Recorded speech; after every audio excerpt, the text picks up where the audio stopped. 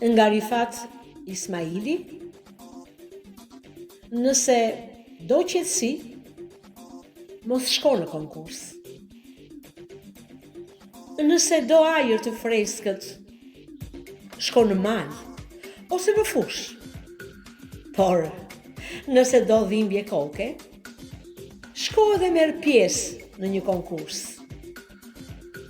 Shko në pyll, apo edhe në ishull.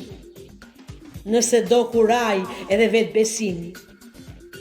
Por, nëse do humor të prishur, shko edhe kërkon ndonjë çmim.